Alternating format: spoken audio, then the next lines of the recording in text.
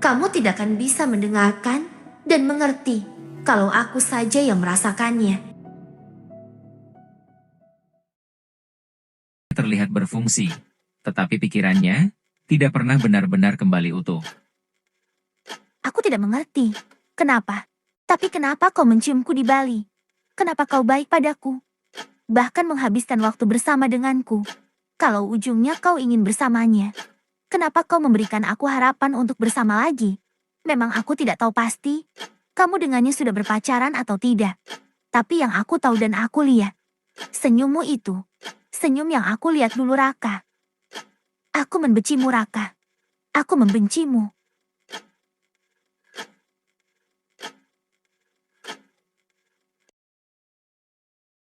Malam itu ia tidak tidur dengan baik. Dan esok harinya, dunia terasa berat. Hari-hari berikutnya berjalan seperti kabut. Alia bangun, bekerja, pulang, mencoba tidur.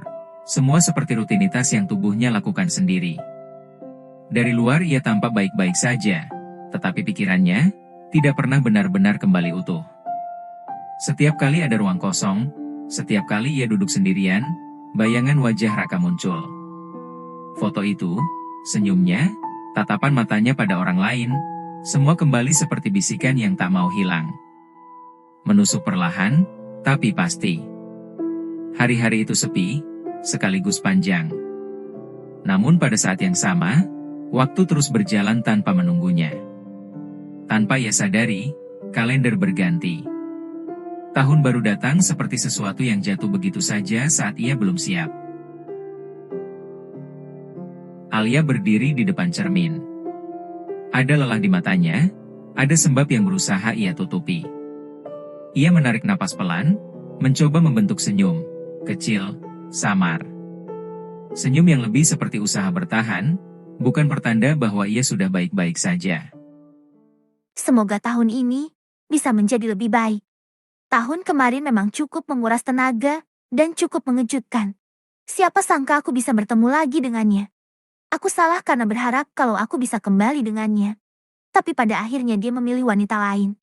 Sudah cukup sedihnya. Jangan terlalu terpuruk terlalu lama. Kamu bisa ngelewatin ini. Ayo Alia, kamu pasti bisa. Sekarang kamu harus fokus saja. Dengan dirimu sendiri.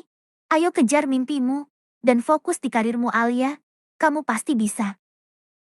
Awal tahun ini, Alia belum tahu akan seperti apa.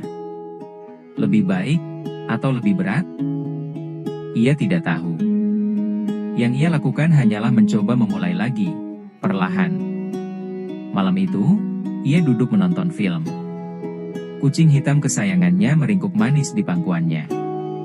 Suasana terasa tenang, sebuah jeda setelah bulan-bulan yang melelahkan. Lalu ponselnya berdering. Alia menoleh pelan. Nama Salsa muncul di layar. Halo Sal, kenapa? Halo Al, gini aku langsung aja ya. Kamu mau gak tukeran kerjaan sama Tania? Loh, memangnya kenapa Sal? Kok mau ditukar? Soalnya klien. Mau kamu yang ngerjainnya Al. Loh, kok gitu? Kenapa harus aku? Dia bilangnya sih dapat rekomendasi dari temannya. Kamu mau gak Al? Kalau aku mau-mau aja sih, tapi Tanya gimana?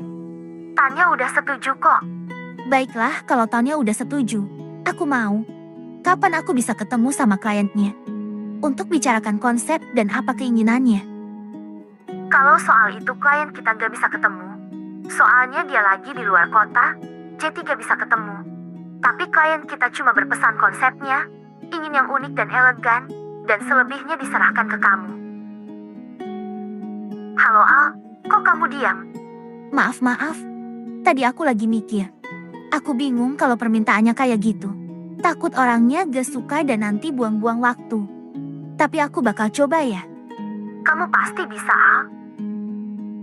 Setelah panggilan berakhir, Alia masih merasa bingung. Walaupun klien bilang terserah dia, tetap saja ada tekanan.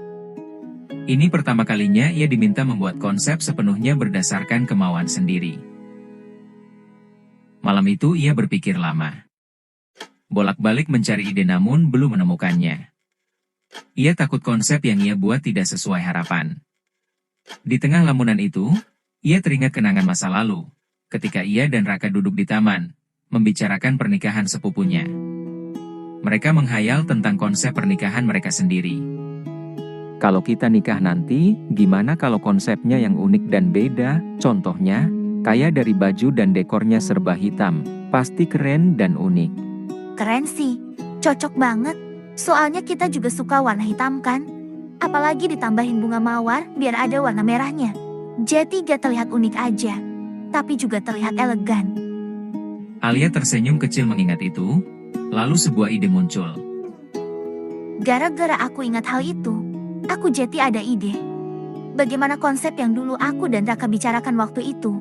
Aku pakai untuk konsep klien aja. Setidaknya hayalan yang kita buat waktu itu bisa terwujud meski dipakai oleh orang lain. Baiklah, ayo kita kerjakan konsepnya. Alia bekerja dengan serius hingga larut malam.